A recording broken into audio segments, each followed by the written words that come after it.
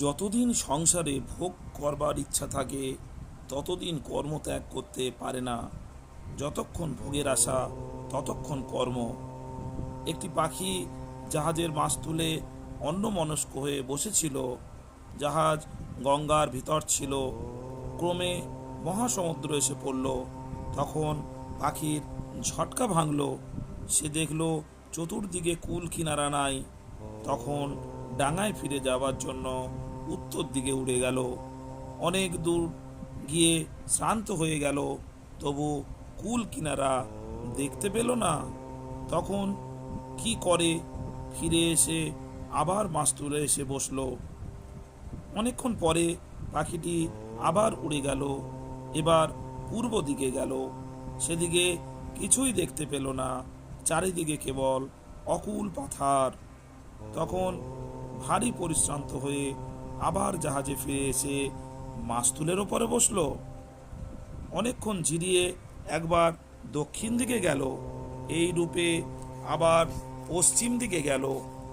যখন দেখলেও কোথাও কুল কিনারা নাই, তখন সেই মাস্তুলের ওপর বসলো, আর উঠল না, নিশ্চেষ্ট হয়ে বসে রইল। তখন মনে আর কোনো ব্যস্তভাব বা অশান্তি রইল না, নিশ্চিন্ত হয়েছে, আর কোনো চেষ্টাও নাই। শ্রীরামকৃষ্ণ বলেছেন, সংসারী লোকেরা যখন সুখের জন্য চারিদিকে ঘুরে ঘুরে বেড়ায় আর পায় না, আর শেষে পরিশ্রান্ত হয়। এক জায়গায় স্থির হয়ে বসতে পারে না। যখন ঘুরে ঘুরে ক্ষোভ মিটে যায়, তখন এক জায়গায় কুটির বেঁধে বসে আর নিশ্চিন্ত ও চেষ্টাশূন্য হয়ে ভগবানকে চিন্তা করে। শ্রোতাজন, ঈশ্বর চিন্তার চেয়ে বড় কিছু আর হয় না।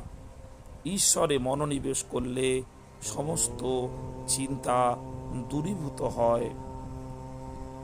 সংসারের ক্ষণস্থায়ী চিন্তা বাদ রেখে যদি ঈশ্বর চিন্তায় নিমজ্জমান হওয়া যায়, ঈশ্বরই পথ দেখাবেন। কলিযুগ থেকে মুক্তি পেতে ঈশ্বরই আমাদের ভরসা। ভালো থাকবেন।